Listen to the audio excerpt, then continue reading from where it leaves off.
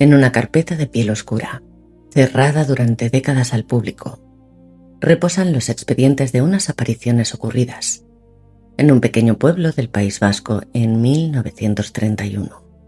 Miles de personas, hombres, mujeres y niños, cayendo en trance en mitad de un pueblo, hablando con una voz que no era la suya, anunciando calamidades para España, antes de que estallara la guerra civil. A pocos metros de esa misma carpeta, otro expediente. Este habla de una monja que durante los años más duros del franquismo entraba y salía del Pardo, con mensajes que, según se cuenta, nadie más podía escuchar. Y en otro cajón, aún más antiguo, un pergamino atribuido a un santo del siglo VII, que ya hablaba sobre las desgracias que caerían sobre Hispania, siglos antes de que ocurrieran. ¿Casualidad o superstición popular? ¿O existe quizás en realidad un hilo invisible que atraviesa 25 siglos de historia y que algunos han llamado el destino profético de España? Eso es exactamente lo que un general de infantería, historiador y católico convencido, se propuso investigar durante años, viajando de archivo en archivo, de pueblo en pueblo, hasta reunirlo todo en un solo libro: Los profetas de la piel de toro. Hoy vamos a recorrer ese libro de principio a fin. Vamos a hablar de reyes visigodos y de pastores humildes, de místicas del siglo de oro y de videntes del siglo XX, de un mito portugués que sigue vivo 400 años después y de apariciones que la Iglesia nunca ha terminado de zanjar. Este libro es un apasionante viaje por la historia de España, contada desde la fe.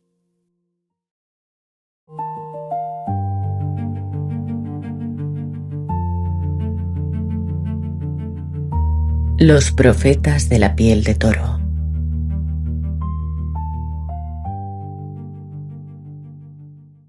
Pensemos un momento. Durante 25 siglos, generación tras generación, en los momentos de mayor oscuridad de esta tierra, alguien ha levantado la voz para anunciar lo que se avecinaba. Un obispo visigodo antes de la invasión musulmana. Un zapatero portugués antes de que su rey desapareciera en una batalla en el norte de África. Unos pastorcillos antes de que Europa entera ardiera en 2 guerras mundiales. Unos niños en un monte vasco antes de que estallara la Guerra Civil Española, más sangrienta de nuestra historia moderna. Algunos pensarán que esto es una sugestión colectiva, pero ¿y si hay verdaderamente un plan que se repite una y otra vez y que muy pocos se han atrevido a documentar con el rigor de un historiador y la fe de un creyente al mismo tiempo? Vamos a sumergirnos capítulo a capítulo en la obra que se propuso responder esa pregunta. Empezamos. Capítulo 1. Sobre el libro y el autor. Vamos a situarnos. El libro que hoy nos ocupa se titula Los profetas de la piel de toro y fue publicado en el año 2009 por la editorial Acrón. Su nombre es José María Sánchez de Toca y Catalá, una figura que merece que nos detengamos en ella antes de entrar en materia, porque estamos hablando de un escritor de formación exigente y con una trayectoria muy particular. Sánchez de Toca nació en 1942 y falleció en el año 2020. Fue general de infantería, diplomado de Estado Mayor, tercer marqués de Sommió, y esto es importante, doctor cum laude en Historia por la Universidad Complutense de Madrid. Estudió alemán en las universidades de Viena y Bonn, y antes de dedicarse a este tipo de investigaciones, había publicado obras de historia militar rigurosamente documentadas. Por ejemplo, una historia de la infantería española, un estudio sobre los tercios, una biografía del gran capitán Gonzalo Fernández de Córdoba. Es decir, estamos ante un historiador de formación clásica que, en algún momento de su carrera, decidió aplicar ese mismo rigor documental a un terreno que la historiografía académica suele evitar, como si se quemara: el de las profecías, las apariciones y los mensajes celestiales. ¿Y de dónde nace este libro concreto? El propio autor lo cuenta en el prólogo, y es una historia bonita. Años antes había publicado otro libro, Los Profetas del Bosque, del cual hicimos otro vídeo que os dejamos en la descripción. Un libro dedicado a una tradición muy poco conocida en España, durante más de 1000 años en Bohemia, en Polonia. En los países de lengua alemana, decenas de hombres y mujeres habían predicho generación tras generación los grandes acontecimientos que sacudirían Europa en los siglos XIX y XX. Una tradición centroeuropea de vaticinios sobre el destino del continente. Pues bien, al poco de publicarse el libro, un antiguo profesor de historia de San Sebastián, llamado Manuel María Echarte, le escribió una carta, y en esa carta, entre líneas, le lanzaba un reto. Si existía esa tradición profética para Centro Europa, ¿por qué nadie había hecho lo mismo para España? Echarte le pedía, casi suplicaba, un libro que reuniera lo que él mismo llamó, con esa expresión tan evocadora, los profetas de la piel de toro. Y ahí tenemos el origen del título, porque desde la antigüedad, desde el propio Estrabón, se ha llamado piel de toro a la forma que dibuja la península ibérica sobre el mapa, ese territorio que compartieron la Hispania romana y la Hispania goda, y que hoy se reparte en España y Portugal.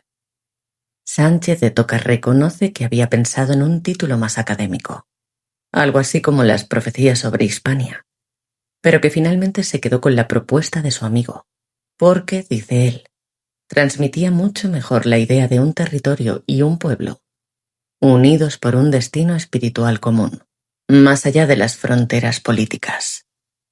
Y aquí llega lo interesante. Lo que iba a ser una carta de admiración se convirtió en años de trabajo. El propio autor lo describe como una investigación atípica, compuesta por una treintena de investigaciones distintas. Habla de largas jornadas en bibliotecas venerables, de sentir literalmente entre los dedos la textura de pergaminos centenarios. Y habla, sobre todo, de un lugar muy concreto, el archivo del Santo Oficio en Roma, donde tuvo acceso a expedientes tan delicados como los de Ezquioga, los de la Salette en Francia, los de la Madre Rafols o los del Padre Pío de Pietrelcina. Pero no se quedó solo en los archivos. Sánchez de Toca hizo trabajo de campo. Como un auténtico investigador de sucesos, llegó a buscar en la Cataluña francesa un pueblo llamado Milas que ni siquiera aparecía en los mapas modernos y que finalmente localizó en la comarca de Cominges, cerca del Valle de Arán. Visitó personalmente lugares de apariciones del siglo XX y entrevistó cara a cara a gente humilde que aseguraba haber hablado con Jesucristo y con la Virgen. El resultado de todo ese trabajo son 376 páginas, cuya lectura os recomendamos. 25 capítulos, un capítulo final de conclusiones y un apartado de fuentes y biografía que convierte al libro en algo más que una simple colección de anécdotas piadosas. Es, lo queramos ver así o no, un intento serio de sistematizar toda la tradición profética referida específicamente a España y Portugal. Algo que, según el propio autor, nadie había hecho antes con este nivel de detalle. Bloque primero. Las raíces, de la Biblia a los reyes visigodos. El primer profeta y la piel de toro.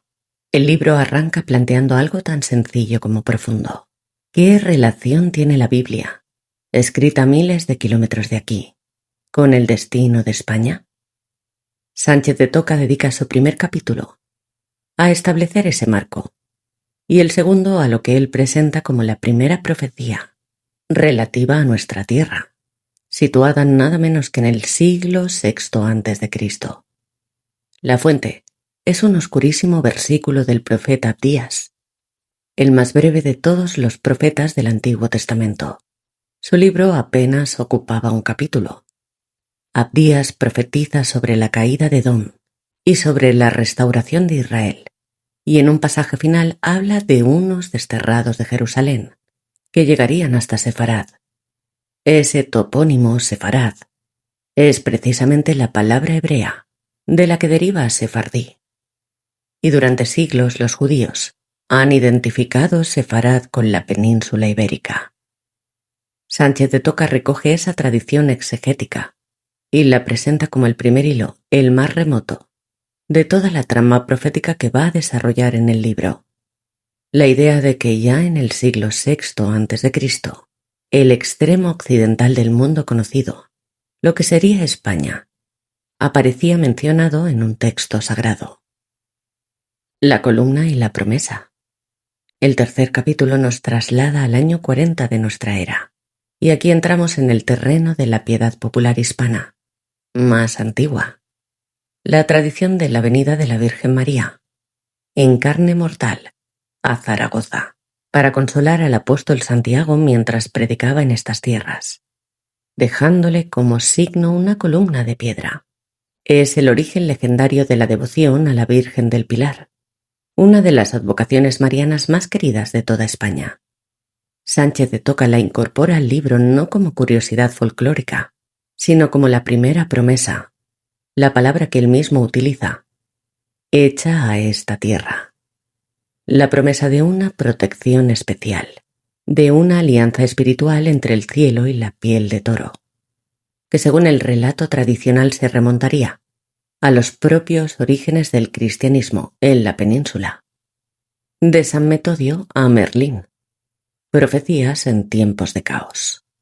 El cuarto capítulo da un salto de varios siglos, entre el año 300 y 550 de nuestra era, y aquí el autor entrelaza dos tradiciones que a primera vista no tienen nada que ver entre sí. Por un lado, la literatura apocalíptica cristiana de Oriente, asociada al nombre de San Metodio de Olimpo, u otros textos atribuidos posteriormente a un pseudo-Metodio, que en plena caída del Imperio Romano de Occidente hablaban del fin de los tiempos y del papel de los reinos cristianos ante el avance de otros pueblos. Por otro lado, la tradición artúrica y celta del mago Merlín, con sus profecías políticas sobre Bretaña, que en la Edad Media se extendió por toda Europa, incluida la península ibérica, donde se mezcló con leyendas locales. Lo interesante de este capítulo es precisamente esa mezcla. Cómo dos tradiciones proféticas, nacidas en contextos totalmente distintos, el del Mediterráneo oriental cristiano y el del mundo celta atlántico, acaban construyendo en la cultura hispana de la Alta Edad Media, en un momento de máxima inestabilidad, cuando los reinos germánicos se están repartiendo los restos del Imperio Romano. San Isidoro de Sevilla, el doctor de las Españas. Y llegamos a una de las figuras centrales de todo el libro, San Isidoro de Sevilla, que vivió entre el año 560 y el 636, y al que la tradición ha llamado doctor de las Españas. Aquí conviene detenerse porque no hablamos de un personaje menor. San Isidoro fue sencillamente el intelectual más importante de la Europa occidental de su tiempo. Arzobispo de Sevilla, hermano de otro santo, San Leandro, fue el gran organizador de la Iglesia visigoda, presidió concilios, unificó la liturgia hispánica y sobre todo escribió las etimologías, una auténtica enciclopedia del saber antiguo, que se convirtió en el libro de referencia de toda la Edad Media europea. Sin San Isidoro, buena parte del conocimiento clásico grecolatino simplemente no habría llegado hasta nosotros. Conviene recordar, además, el momento histórico exacto en el que vive San Isidoro. Es la España de los reyes visigodos, que ya se han convertido del arrianismo al catolicismo, gracias sobre todo a la conversión de Recaredo en el tercer concilio de Toledo, en el año 589, un concilio en el que precisamente participó activamente su propio hermano Leandro. Es un momento de construcción de una identidad nueva, la de un reino godo y católico a la vez, que trata de fundirse con la vieja población hispano-romana, bajo una sola fe, y poco a poco, bajo una sola ley. San Isidoro es el gran arquitecto intelectual de ese proyecto de unidad. Pero además de sabio, la tradición ha conservado de él un perfil casi profético. Crónicas, sermones y textos posteriores le atribuyen advertencias sobre el futuro de Hispania, sobre los peligros de la división interna del reino visigodo y sobre la necesidad de la unidad religiosa y política como condición para la supervivencia del reino.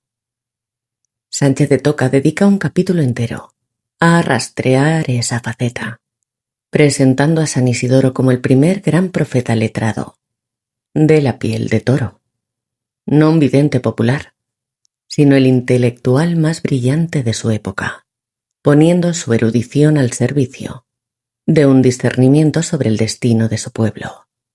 Y aquí no podemos evitar un apunte histórico que el propio libro, de forma implícita, invita a hacer.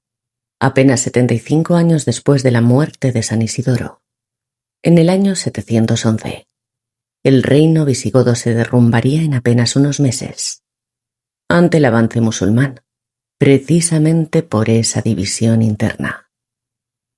Las luchas entre los partidarios del rey Rodrigo y los del depuesto Witiza, que él tanto había temido advertir.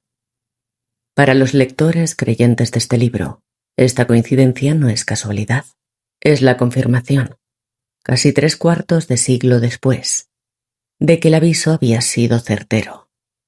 Para el historiador más escéptico, en cambio, es la prueba de que las profecías políticas, cuando están bien construidas, suelen basarse en un diagnóstico certero de las debilidades reales de un sistema, más que una revelación literal del futuro. El propio Sánchez de Toca deja ambas lecturas abiertas, aunque no oculta cuál es la suya. Entre Wamba y Ramiro I, profecías para los reyes.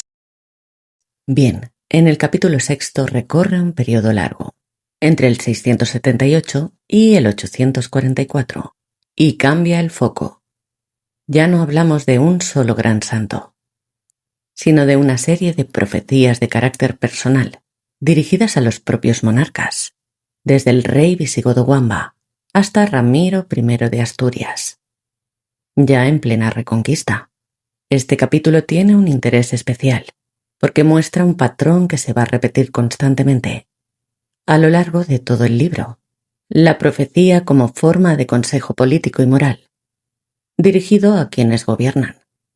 No son mensajes abstractos sobre el fin del mundo, sino advertencias muy concretas sobre la forma de gobernar, sobre la justicia, sobre los pecados que pueden acarrear la ruina de un reino.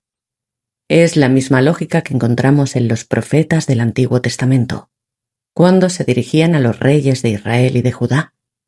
El profeta no habla solo de un futuro lejano, habla de presente y exige conversión aquí y ahora. Segundo bloque, la Edad Media. Monasterios, exégetas y videntes. La profecía de Poblet. Avanzamos hasta mediados del siglo XII, en torno al año 1150, y nos detenemos en un lugar muy concreto, el monasterio cisterciense de Poblet, en Cataluña, uno de los grandes centros espirituales y políticos de la Corona de Aragón, panteón de sus reyes desde Jaime I hasta Felipe II.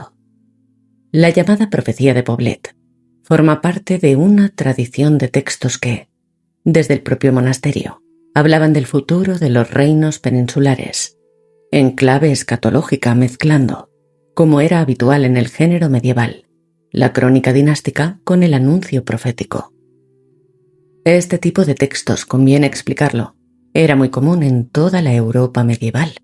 Los grandes monasterios, como centros de escritura, de memoria y de formación de las élites, generaban con frecuencia profecías políticas que servían tanto para legitimar a una dinastía como para advertir sobre sus posibles fracasos si se apartaba de la senda de la justicia.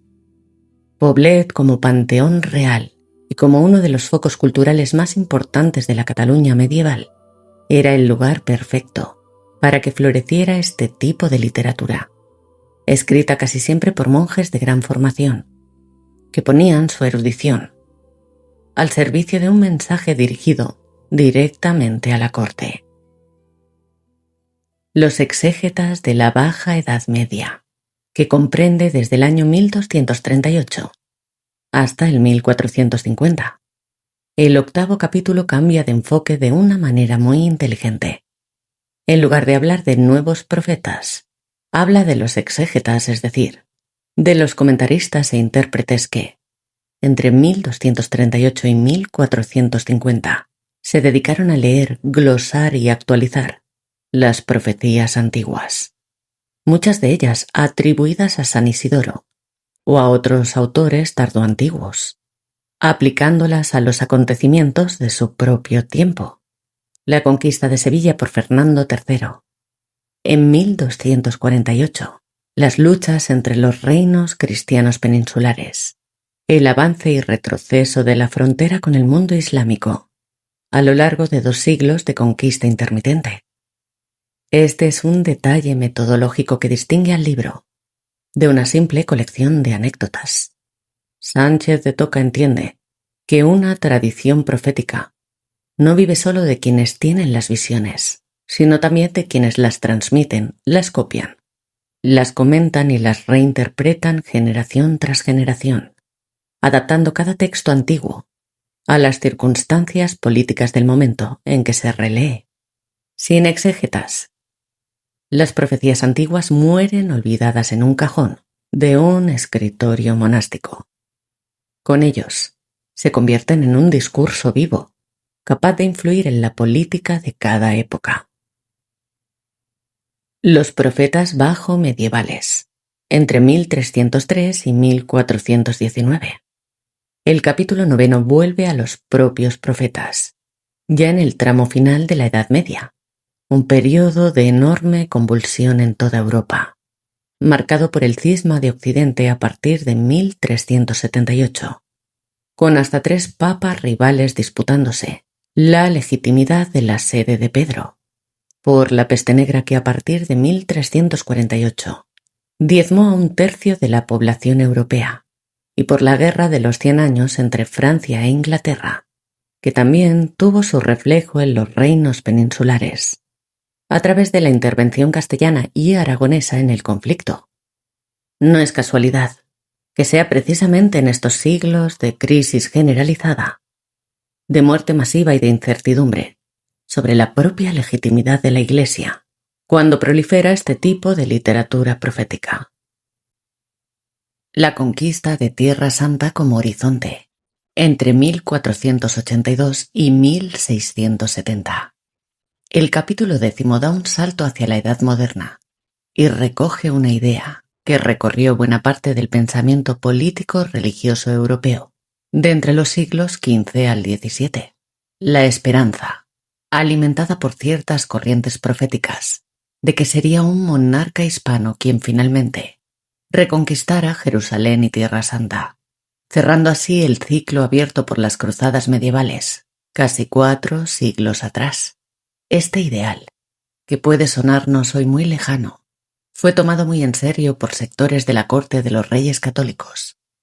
No olvidemos que el propio Cristóbal Colón, en sus últimos años, ya achacoso y prácticamente olvidado por la corte, llegó a escribir un libro de las profecías, en el que soñaba con financiar, con el oro de las Indias recién descubiertas, una última cruzada que liberara Jerusalén antes del fin de los tiempos, convencido de que su propio viaje a las Indias formaba parte de ese plan providencial mayor. Esta misma idea, con distintas variantes, reaparece en el capítulo del libro dedicado a este periodo, mostrando cómo el propio proyecto imperial español de los siglos XVI y XVII estuvo, en buena medida, impregnado de un horizonte escatológico que hoy nos resulta ajeno, pero que para sus protagonistas era plenamente real. Las profetisas del siglo de oro. Y llegamos a uno de los capítulos más ricos de todo el libro, el dedicado a las profetisas del siglo de oro español, entre 1554 y 1665. Este es el momento de esplendor de la mística española, la época de Santa Teresa de Jesús y de San Juan de la Cruz, pero también de toda una constelación de mujeres, muchas de ellas religiosas de clausura, otras terciarias o beatas laicas, cuyas visiones y locuciones interiores circularon por las cortes, los conventos y los confesionarios de toda España. Es importante entender el contexto. En el siglo de oro, la mística femenina era simultáneamente venerada y vigilada con lupa.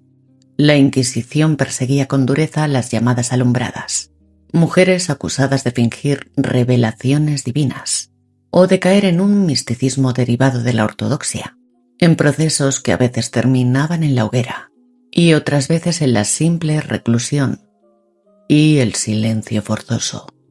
En ese ambiente de sospecha y de fascinación a partes iguales, algunas religiosas lograron una reputación de autenticidad que llegó hasta las más altas esferas del poder, siendo consultadas incluso por los propios monarcas sobre decisiones de Estado.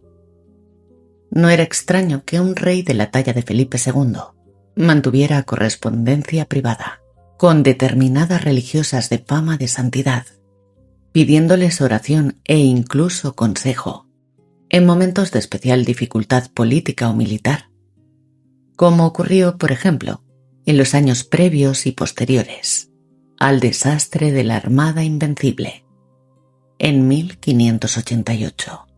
El libro recoge varios de estos casos, mostrando cómo la política y la mística estuvieron, en la España del siglo XVI y XVII, mucho más entrelazadas de lo que solemos imaginar hoy. Aquellas mujeres, encerradas la mayoría de ellas tras la clausura de sus conventos, sin acceso directo a la vida pública, se convirtieron paradójicamente en algunas de las voces con mayor capacidad de influencia moral sobre el poder político de su tiempo, un fenómeno que solo se explica dentro de la mentalidad profundamente religiosa de la España imperial de los Austrias. Tercer bloque. El sueño portugués, Bandarra, el padre Vieira y el Quinto Imperio. Llegamos a uno de los capítulos más fascinantes del libro y que merece que nos detengamos con calma, porque estamos ante uno de los mitos políticos y religiosos más potentes de toda la historia de la península ibérica, el sebastianismo. Todo empieza con un personaje casi de leyenda, Gonzalo Anes, apodado Bandarra, un humilde zapatero de Trancoso, en el interior de Portugal, que vivió a caballo entre finales del siglo XV y mediados del XVI. Bandarra, sin apenas formación teológica, componía unas trovas, unos versos populares en portugués arcaico, cargados de imágenes bíblicas, en los que anunciaba la llegada de un rey oculto, un encubierto, que restauraría la gloria de Portugal y anunciaría una nueva era de justicia universal. Por estas trovas fue procesado por la Inquisición portuguesa, aunque nunca llegó a ser condenado a la hoguera.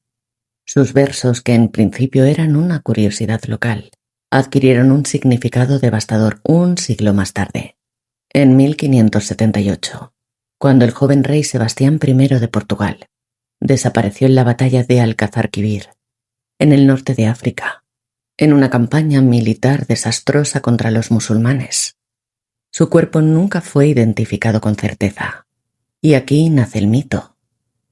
Al no haber un cadáver reconocible, corrió por todo Portugal el rumor de que el rey Sebastián no había muerto, sino que estaba oculto, esperando el momento de regresar para liberar a su pueblo. Esa creencia se conoce como sebastianismo y se convirtió en un fenómeno de una fuerza extraordinaria, sobre todo después que Portugal perdiera su independencia y quedara bajo la corona española entre 1580 y 1640. el rey oculto pasó a simbolizar, para muchos portugueses, la esperanza de recuperar la soberanía nacional.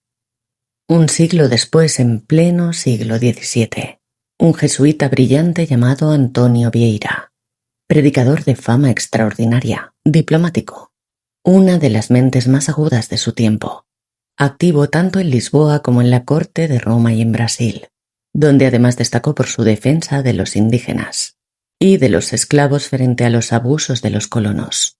Tomó las viejas trovas de Bandarra y las reinterpretó en una clave teológica mucho más ambiciosa: la doctrina del Quinto Imperio.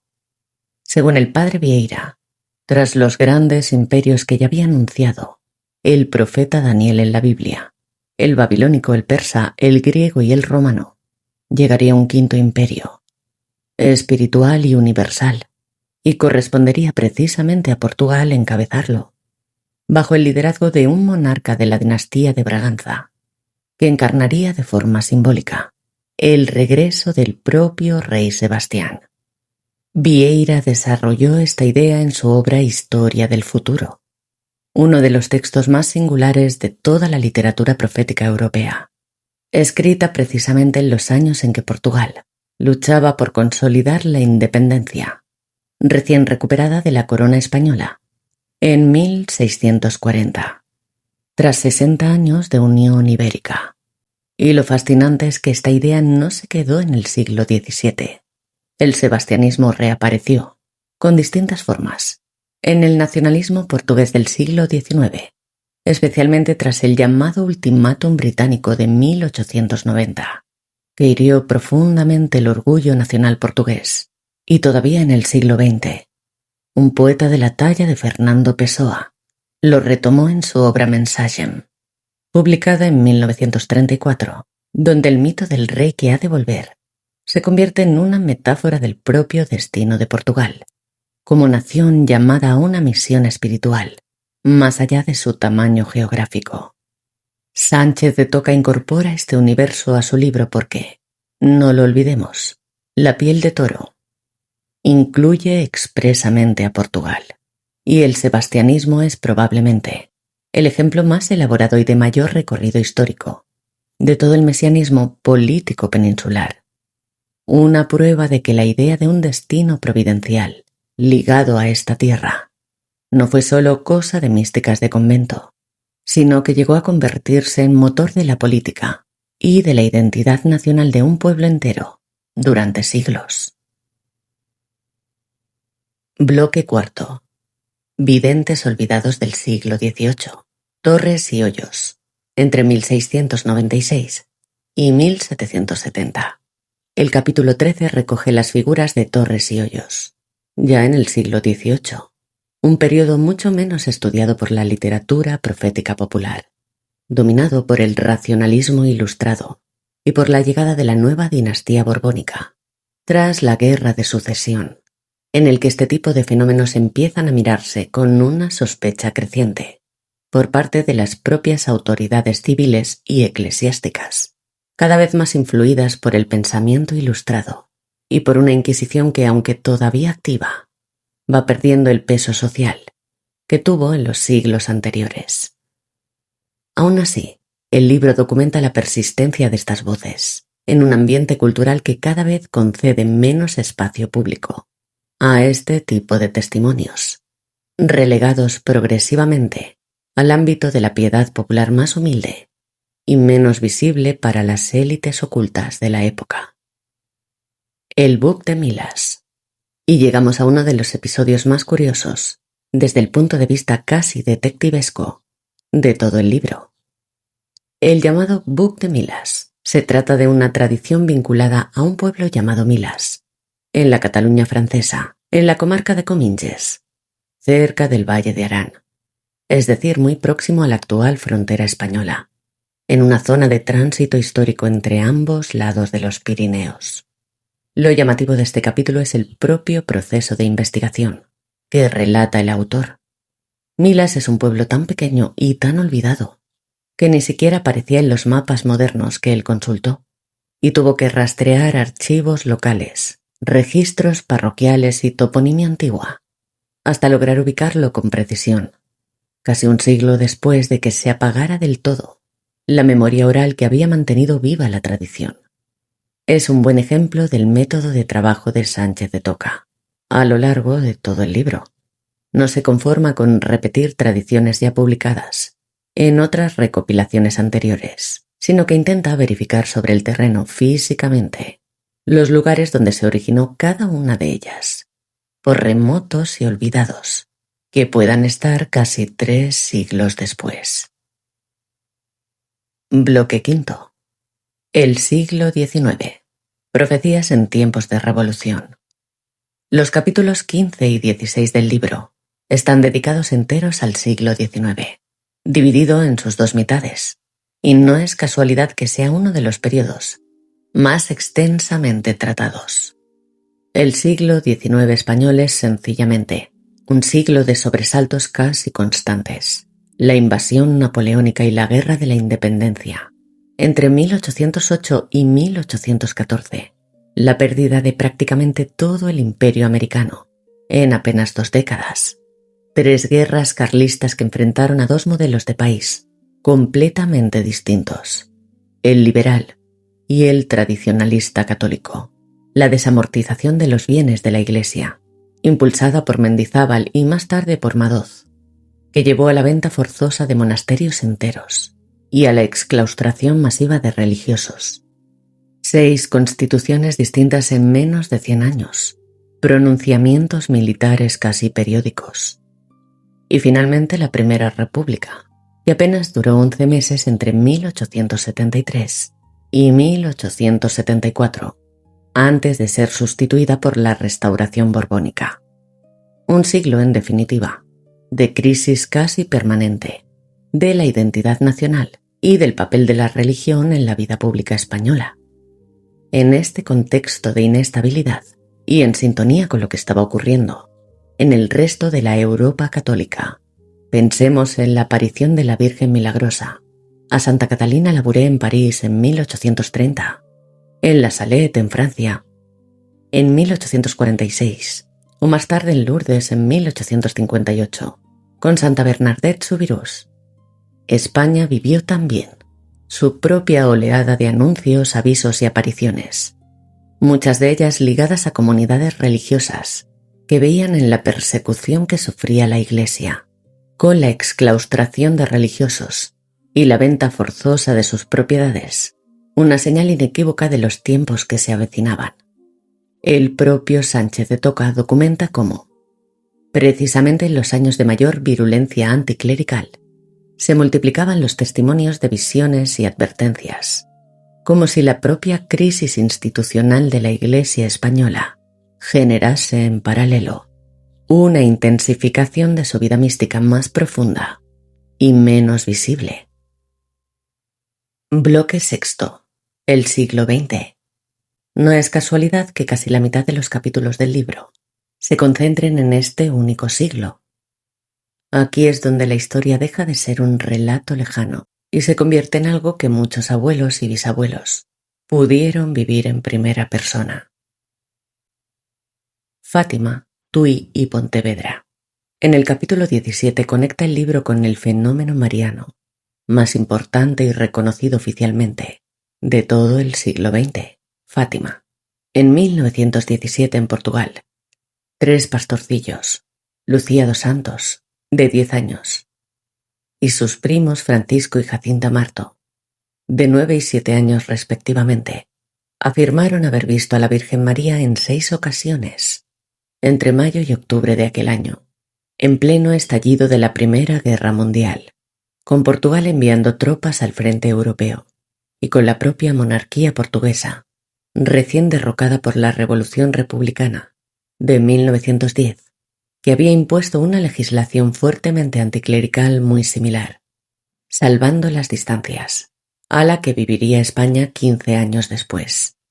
La última de esas apariciones, la del 13 de octubre de 1917, fue presenciada, según numerosos testimonios recogidos por la prensa de la época, por varias decenas de miles de personas congregadas bajo la lluvia, en la Cova da Iria, que describieron un fenómeno solar extraordinario, conocido después como el milagro del sol. Fátima acabaría siendo, con el tiempo, una de las apariciones marianas más estudiadas y con mayor reconocimiento eclesial de la historia moderna, aprobada oficialmente por el obispo de Leiria en 1930 y visitada hoy por millones de peregrinos cada año. Pero el libro se detiene sobre todo en lo que vino después, las visiones privadas que, ya como religiosa carmelita descalza, siguió teniendo Sor Lucía, la única de los 3 pastorcillos que sobrevivió hasta la edad adulta, puesto que Francisco y Jacinta murieron muy jóvenes durante la epidemia de gripe de 1918. Es en esas visiones posteriores donde se transmitió la devoción a los 5 primeros sábados de mes y donde se fue perfilando el mensaje que después se conocería como el secreto de Fátima. Sánchez de Toca conecta este episodio con el resto de la tradición peninsular, mostrando cómo Fátima no fue un hecho aislado, sino la culminación, en cierto modo, de siglos de anuncios anteriores, centrados en esta misma tierra, y el puente perfecto hacia el capítulo que viene inmediatamente después en el libro, el de Ezquioga. Apenas 14 años más tarde, y a menos de 400 kilómetros de distancia. El caso de P.M. Sulamitis. El capítulo 18 recoge un episodio bastante más desconocido para el gran público, el de un vidente o mística identificada, bajo el seudónimo de P.M. Sulamitis, activa durante 1922 y 1931, en los años inmediatamente anteriores a la Segunda República, es decir, en el tramo final de la dictadura de Primo de Rivera y en los meses convulsos que precedieron a la caída de la monarquía, en abril de 1931. El uso de un seudónimo, frecuente en este tipo de testimonios místicos de la época, respondía habitualmente al deseo de la propia vidente o de sus directores espirituales de proteger su identidad frente a la curiosidad pública y evitar así los riesgos de vanagloria o de manipulación externa que la propia tradición espiritual católica siempre ha visto con recelo en estos casos. Es uno de los ejemplos de investigación más de archivo de todo el libro, en el sentido de que se trata de un caso que apenas ha trascendido, fuera de los círculos muy especializados de historia, de la espiritualidad española, y que el autor rescata, precisamente por ese carácter de eslabón casi perdido, entre Fátima, ya conocida y reconocida internacionalmente, y el gran episodio de masas, que viene inmediatamente a continuación y que va a cambiar por completo la escala de todo lo que hemos visto hasta ahora. Ezquioga, el gran fenómeno de masas. Y llegamos probablemente al capítulo más denso, más dramático y más históricamente relevante de todo el libro, las apariciones de Ezquioga. Situémonos. Estamos en el pequeño núcleo de Ezquioga, en el municipio guipuzcoano de Zumárraga. En el verano de 1931, España acaba de proclamar la Segunda República, apenas unos meses antes, en un clima de enorme polarización. Por un lado, un proyecto reformista laicista que impulsa una legislación anticlerical durísima, con la quema de conventos ya en mayo de ese mismo año, como telón de fondo. Y por otro, sectores católicos y monárquicos que viven ese proceso como una auténtica persecución religiosa. En ese ambiente extremadamente tenso, un grupo de niños y jóvenes empieza a afirmar que ve a la Virgen en un monte cercano al pueblo, el mismo verano que toda España discute, con las armas casi echadas en mano, el papel que debe tener la religión en el nuevo Estado. Lo que ocurre a continuación es, desde el punto de vista histórico, un fenómeno de masas verdaderamente extraordinario, de los mayores que se recuerdan en la España contemporánea. En pocas semanas, decenas de miles de personas, algunas estimaciones hablan de hasta 80 o 90.000 personas, en los días de mayor afluencia, empiezan a peregrinar hasta el monte de Ezquioga, muchas de ellas llegadas en trenes especiales, fletados desde toda la cornisa cantábrica y desde Cataluña.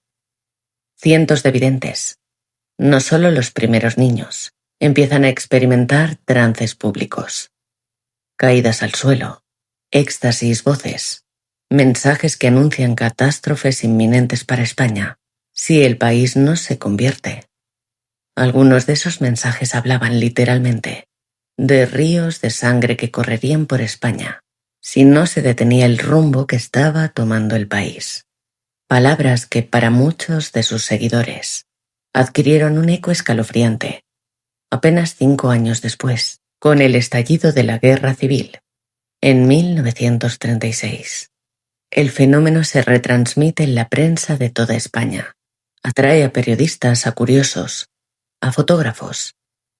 Existen fotografías de la época, hoy conservadas en archivos históricos, de multitudes enteras postradas de rodillas, en el barro del monte, y también muy pronto, a la sospecha y la vigilancia de las autoridades republicanas, que veían en aquello una forma de agitación política, antirrepublicana camuflada, de religiosidad popular. No hay que olvidar que, en efecto, algunos de los mensajes recogidos en Ezquioga tenían un contenido explícitamente político, favorable a la restauración de la monarquía y contrario a las nuevas leyes laicas, lo que alimentó las sospechas de manipulación por parte de sectores carlistas y monárquicos, interesados en utilizar el fenómeno en su propio beneficio. La Iglesia, por su parte, reaccionó con la cautela extrema que caracteriza a estos procesos. Se abrió una investigación canónica y el caso llegó hasta el archivo del Santo Oficio en Roma, el mismo expediente que Sánchez de Toca tuvo entre sus manos durante su investigación. La conclusión oficial de la Iglesia, tras años de estudio, fue de no reconocimiento. Se consideró que no había pruebas suficientes del carácter sobrenatural de las apariciones, y muchos de los mensajes recogidos fueron vistos, incluso por sectores católicos, como manipulaciones políticas de un fenómeno de histeria colectiva, propio de un momento de enorme angustia social. Dicho esto, Ezquioga ha sido objeto de estudios académicos muy serios, como los del hispanista norteamericano William Christian, que lo ha analizado precisamente como un extraordinario laboratorio para entender la psicología de masas, la ansiedad colectiva y el papel de la religiosidad popular en momentos de ruptura política. El propio Sánchez de Toca, fiel a su método, no elude esa complejidad. Documenta el fenómeno con el expediente vaticano en la mano, pero deja que sea el lector quien extraiga sus propias conclusiones sobre qué hubo de auténtico, qué de sugestión colectiva y qué de instrumentalización política en aquel verano de 1931. Lo que nadie discute es la magnitud del fenómeno. Pocas veces en la historia de España un pueblo tan pequeño reunió en tan pocas semanas a tantísima gente movida por la misma inquietud espiritual. Ramona la Catalana. El capítulo 20 recoge la figura de una mística conocida como Ramona la Catalana, cuya vida se extiende entre 1892 y 1940, atravesando por tanto los años de la dictadura de Primo de Rivera, la Segunda República, la Guerra Civil y sus primeros y durísimos años de posguerra. Es decir, prácticamente medio siglo de la historia más convulsa de España, vivida en primera persona por una sola mujer. Es un testimonio que, según recoge el autor, enlaza directamente con el capítulo siguiente, las monjas que visitaban a Franco. Este es un capítulo bastante llamativo. El capítulo abarca todo el periodo del franquismo, desde el estallido de la Guerra Civil en 1936 hasta la muerte del dictador en 1975, y recoge la tradición transmitida por distintas fuentes de carácter religioso, según la cual determinadas monjas, mujeres consagradas, alejadas por completo del poder político formal, habían mantenido a lo largo de casi 4 décadas algún tipo de contacto o comunicación espiritual con el jefe de Estado, transmitiéndole advertencias, consejos o mensajes de carácter moral y religioso en momentos clave de su gobierno, como la propia guerra civil, la Segunda Guerra Mundial y la delicada neutralidad española, los años de aislamiento internacional tras 1945 o la larga transición hacia la apertura económica de los años 60. No estamos hablando de un hecho documentado por la historiografía académica sobre el franquismo, que es un campo estudiado exhaustivamente por historiadores de todas las tendencias, y donde este tipo de episodios no forman parte del relato historiográfico convencional, ni aparecen en los archivos oficiales del régimen, que hoy pueden consultarse. Estamos, más bien, ante una tradición de piedad popular y de círculos católicos cercanos al régimen, transmitida sobre todo de forma oral, dentro de determinadas comunidades religiosas, que Sánchez de Toca recoge como parte de ese mismo hilo profético que, según su tesis, atraviesa toda la historia de España. El lector puede acercarse a este capítulo con la misma curiosidad con la que se acerca a una leyenda transmitida de generación en generación dentro de ciertos ambientes conventuales, como testimonio de una determinada sensibilidad religiosa de la época, la de una parte de la Iglesia española que vivió el franquismo como una restauración providencial tras la persecución religiosa republicana. Es la historia de un general que gobernó España durante casi 40 años, recibiendo en la intimidad del bardo consejos espirituales de mujeres humildes, que nada tenían que ganar de esa relación salvo, según la propia tradición, el cumplimiento de lo que consideraban su deber ante Dios. Garabandal. Aviso, milagro y castigo. Llegamos a uno de los episodios marianos más famosos y más controvertidos de toda la España del siglo XX, las apariciones de San Sebastián de Garabandal, un pequeño pueblo de montaña en Cantabria, entre 1961 y 1965. 4 niñas, Conchita González, Maricruz González, Mariloli Mazón y Jacinta González, todas ellas de entre 11 y 12 años, cuando comenzó el fenómeno, afirmaron durante esos años haber recibido numerosas apariciones de la Virgen del Carmen y, según algunos relatos, del propio Arcángel San Miguel, que según su testimonio se les habría aparecido primero para anunciarles la llegada de la Virgen. Los testimonios describen a las niñas cayendo en éxtasis, en plena calle en el pueblo, a veces durante horas, caminando hacia atrás, sobre terreno irregular sin tropezar, con los ojos fijos en el cielo, mientras cientos de curiosos, periodistas y hasta médicos las examinaban intentando encontrar una explicación natural a lo que veían.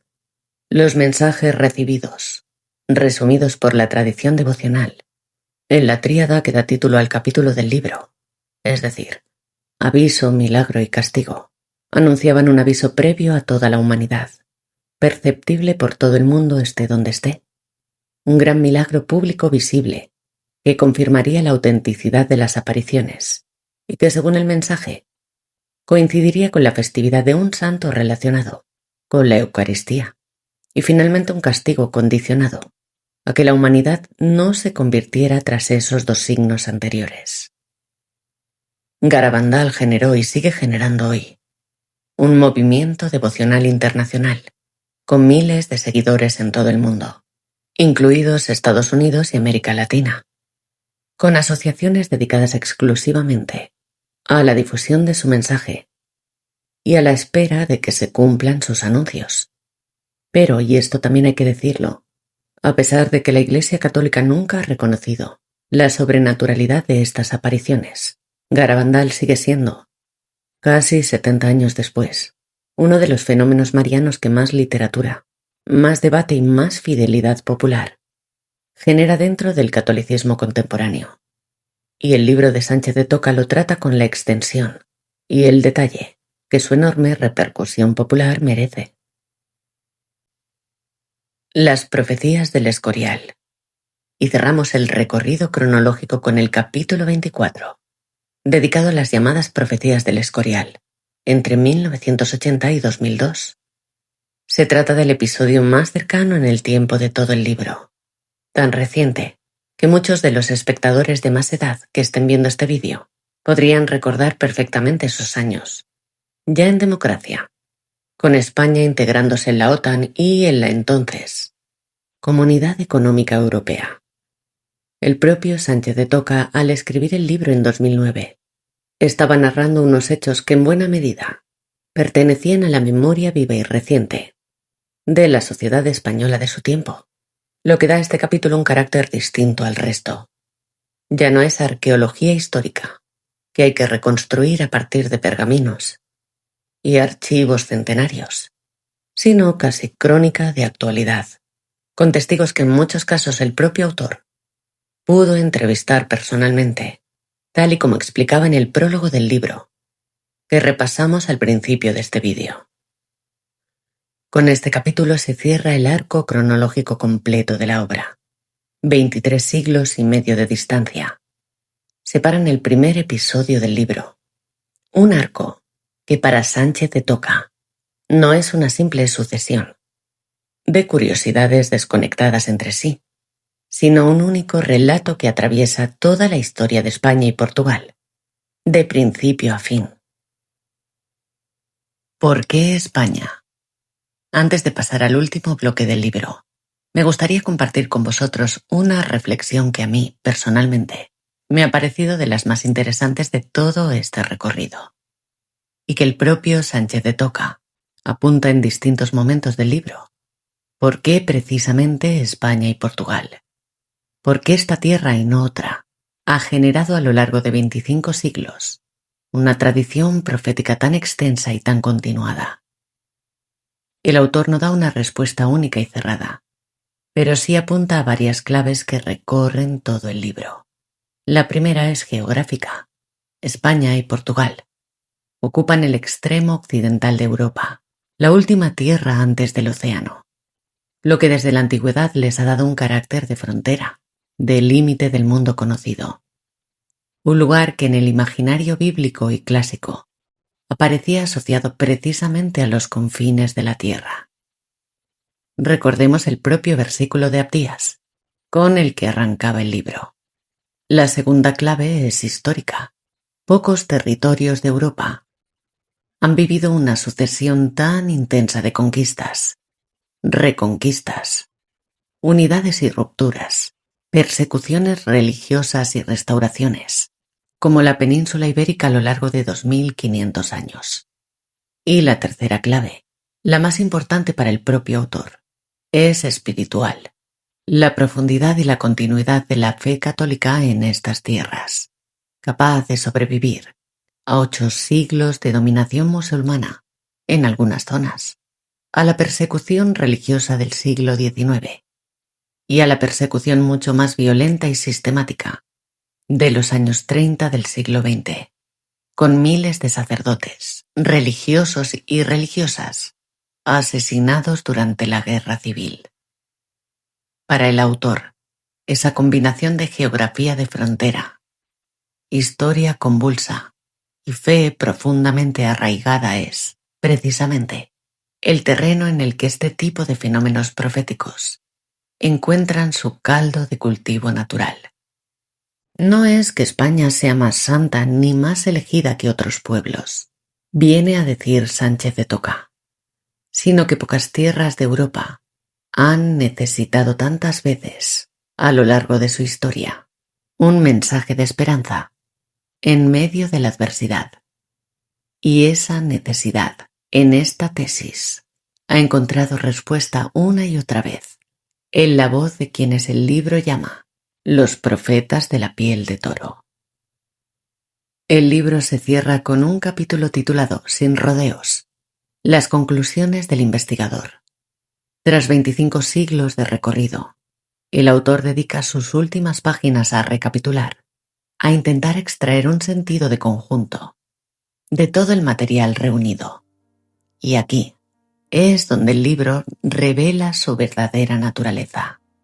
No es, en el fondo, un simple catálogo de curiosidades históricas, sino una defensa apasionada de una tesis.